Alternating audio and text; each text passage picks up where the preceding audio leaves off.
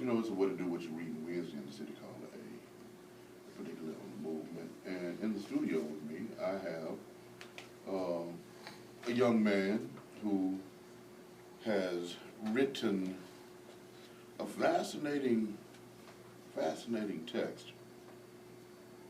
He says, there are no losses in life, just lessons learned. Every experience, trial, and pain teaches us something we never knew about ourselves. He's a native of Maryland and is a graduate of the Johnson C. Smith University up in Charlotte, North Carolina, HBCU. He's an author and a writer and a journalist and a producer and quite a few other things. Renaissance man, if you will. Ladies and gentlemen, brothers and sisters, put your hand together for my dear brother, Javon Brown. What's going on? What's going on? Man, everything beautiful in its own way. Yes, it is. Okay, so Javon, I cracked the book and I read a couple of pages and I said to you, man, this reads like fiction. Is this real or is this? Everything is 100% true. Okay. Tell me about this book entitled A Lesson Learned. Well, I had the idea to write a book, and I interviewed 16 of my friends and associates, and they all had a trial of tribulation while they were in college. So I'm telling their stories. After every story is a lesson learned, and they're saying how they got through it and what advice they would give somebody else going through the same thing.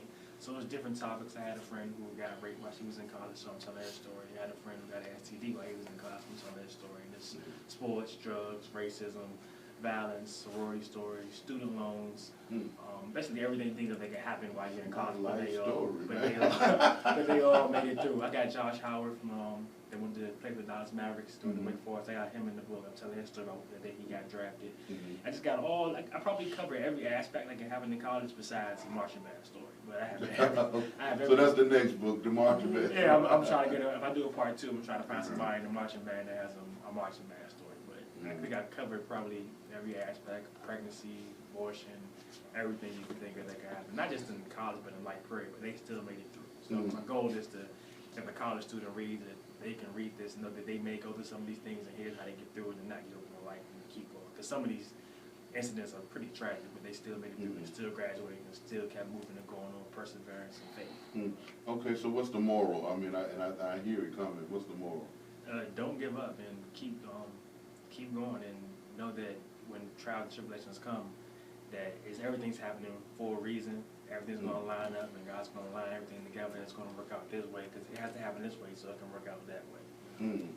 So, and there's always a lesson learned. A lesson learned, yes. If you pay attention to what's going on around you. Yeah. I teach my students, regularly that we don't learn from our experience. We learn from reflection upon our experiences. Only when you think about and rethink about what it is that you've gone through. And then go ahead and take the time to write it down and to give voice to those in the field, and can you get some kind of change in the next outcome that you experience. So, what gave you the impetus to write the book? And it had to be because you're telling other people's stories. In effect, this is an edited volume. And one of the things I know, people who look at edited volumes think, man, they didn't do no work because all they're doing is letting other people talk.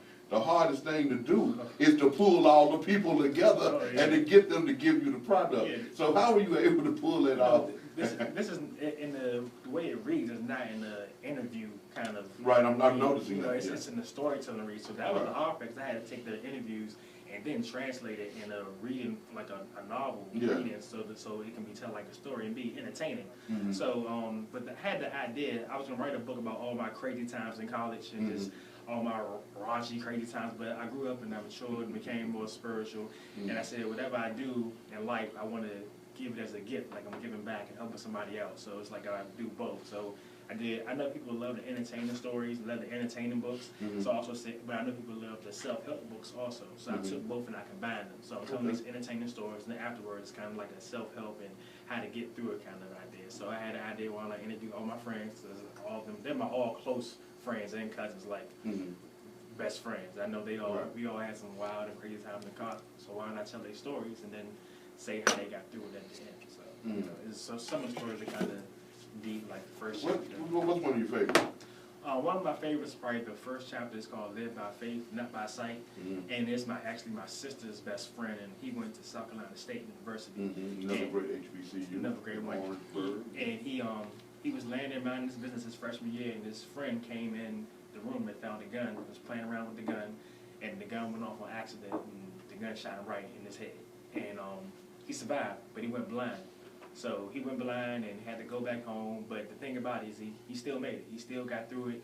He got his master's. He's an alpha. He pledged. He still went to the University of Maryland because he's from Maryland, but went to school in South Carolina. So that's my favorite one because it made me become really grateful for just the small things because he can't see. He just had a daughter recently, and he can't see his daughter. So if he can make it through that, and he went to the University of Maryland and stayed on campus, and he's blind. And if he can make it through that, it's like what excuse you have, so there's other stories in there.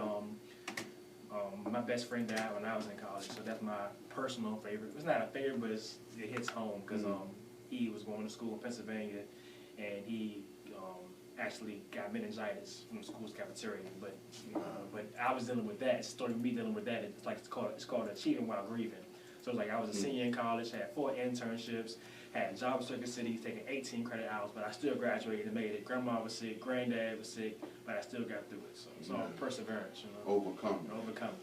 Man, indomitable spirit. Yeah. Of the African American. Right. And we something else, man. Yeah. When we return, So creative. we'll complete our interview with you when we return. Okay. So stay tuned, everybody. This is the Black and Show on Radio, and up in here with me, Javon Brown, author of A Lesson Learned. Yes. And you're a Toastmaster too, man. Yes, I am. All right. We'll see you on the other side of the break on the radio on Slaughter. It's the movement. News Talk 1380 WAOK. Got to get over the hump. Yo, what's going on, Atlanta? It's Devon Franklin, co-author of the new book, The Way, with my amazing wife, Megan Good, and producer of the new movie, Miracles from Heaven. And I love intelligent black talk radio. That's why I listen to The Movement with the only one, Dr. F. Keith Slaughter, on News and Talk 1380 WAOK. 400 southbound, some new trouble with an accident before Sidney Marcus Boulevard, an accident covering a right lane. We also have 75 southbound at Jodico, a crash taking up 2 right lanes out of Henry, and then you pump the brakes if you're traveling.